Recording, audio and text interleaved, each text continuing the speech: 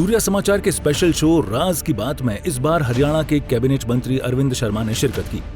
अरविंद शर्मा के पास सहकारिता, जेल और पर्यटन विभाग है।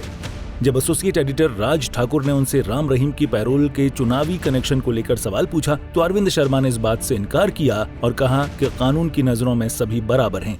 जेल से जुड़ा एक अहम सवाल जो खूब सुर्खियां बटोरता है कि राम रहीम को पैरोल दे दी जाती है और इस पर बहुत हो हल्ला होता है।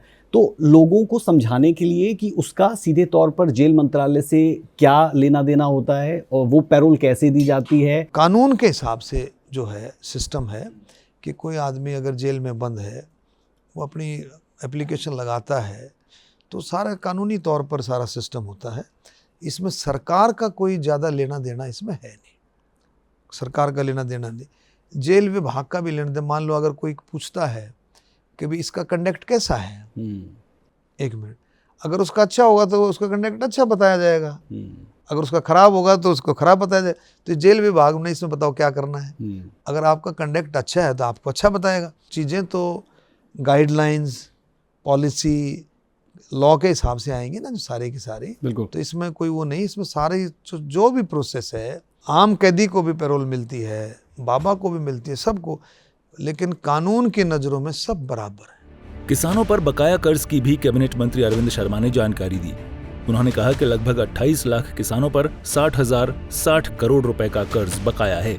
सहकारिता विभाग पर आता हूँ और अगर प्राथमिक कृषि समितियों की बात करते हैं, पैक्स की बात करते हैं, तो उसे लेकर क्या योजनाएं हैं, किस तरीके से जो ऋण है किसानों का उस पर आप लोग काम करने वाले हैं, उसे लेकर क्या योजनाएं हैं? क्योंकि सहकारिता महकमा एक ऐसा महकमा है जहाँ से बहुत सारी चीज़ें लोगों के लिए सहूलियतें देना इसके अंतर्गत आता है। तो 60 करोड़ रुपया किसानों के ऊपर 31/12/2024 तक बकाया है। ये फिगर रखा गया। लेकिन कितने किसानों पर? लगभग 28 लाख, 27 लाख से 77,000 से लगभग 28 लाख किसानों पर, लगभग 28 लाख किसानों पर 60 करोड़ रुपए का बकाया है। ठीक है। ये एक प्रोसेस है।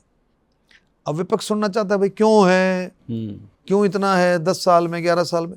एक प्रोसेस है। किसान ऋण लेता है, छोटा ऋण लेता है किसान, मान लो 1 लाख का, 1.5 लाख का, अब वो 2 लाख रुपए तक किसान क्रेडिट कार्ड पर 2 लाख कर दिया, 1,60,000 से बढ़ा करके 2 लाख कर दिया। तो वो एक प्रोसेस है। छोटा ऋण लेता है किसान, लेता है, उसको फिर जमा करा देता है। शॉर्ट टर्म 1 लाख, हाँ शॉर्ट टर्म जमा करा दिया, उसने फिर ले लिया 1 लाख, अब लिया 1.5 लाख ले लिया, 1.5 लाख ले रखा था तो दे दिया, 1 लाख ले लिया। ये कंटिन्यू प्रोसेस है। 24 फसलों पर एमएसपी दे रही सरकार, और एक भी दाना, अब कोई फसल उठा कर देख लें पीछे, किसान का एक भी दाना बचता नहीं है जिसको सरकार प्रोक्योर ना करती हो। कैबिनेट मंत्री अरविंद शर्मा ने अलग अलग हलकों से चुनाव लड़ा है और जीत भी हासिल की है, चाहे वो सोनीपत हो, करनाल हो या फिर रोहतक और गोहाना। इस जीत के पीछे के राज की बात बताते हुए अरविंद शर्मा ने कहा कि उनके चुनाव जीतने में उनकी पत्नी की अहम भूमिका है। आप हरियाणा की अलग अलग जगहों से चुनाव लड़ते रहे, जीत हासिल की, उस फहरिस्त में करनाल भी, सोनीपत भी, रोहतक भी। एज अ जर्नलिस्ट मैं ये समझना चाहूँगा कि अलग अलग जगहों से चुनाव लड़ना और जीत जाना, कभी हार भी मिलती है, लेकिन कितना टफ ये रहता है कि आप अपनी एक सीट को छोड़कर दूसरी सीट पर जाएं और वहाँ पर जाकर जीत दर्ज करें। मेरी धर्मपत्नी डॉक्टर रीता शर्मा, वो भी डॉक्टर हैं, रेडियोलॉजिस्ट हैं वो, तो उनको राजनीति ज़्यादा पसंद नहीं थी। अच्छा। मेरी शादी हुई तो उनको शर्त थी कि राजनीति नहीं होगी। अच्छा। तो जो एमडी करने के लिए गई, वो इतना टाइम था, 1-1.5 साल वो एमडी करने के लिए गई, तो यू वॉन्ट इमेजिन। तो उसी दौरान मैंने उस एक्टिविटी को बढ़ाया। तो वो इसलिए राजनीति के से दूर भी इसलिए थी कि वो सोचती थी कि जैसे सुनते थे उस समय में जी कि राजनीतिक ऐसे होते हैं, जो उल्टी सीधी बातें उनको सुनती थी। तो मैंने उनको कहा था भाई हम औरों की तरह से नहीं होंगे, औरों से हट करके साफ राजनीति करेंगे, साफ समाज सेवा करेंगे राजनीति की वजह। तो उनको टीवी पे पता लगा था, टेलीविज़न पे, कि मैं I got elected as a member parliament. तो ये बहुत बड़ी राज की बात है। तो अब वो सेटिस्फाइड हैं आपसे कि आप पॉलिटिक्स वेरी में आ मच गए? अब सेटिस्फाइड। जैसे अब तो मेरा सारा काम संभालती हैं, मेरे इलेक्शन का सारा देखती हैं, और बिल्कुल बहुत अच्छे से वो सारे का सारा काम जो है वो देखती है। और मैं कह सकता हूँ कि उनका बहुत बड़ा योगदान रहता है।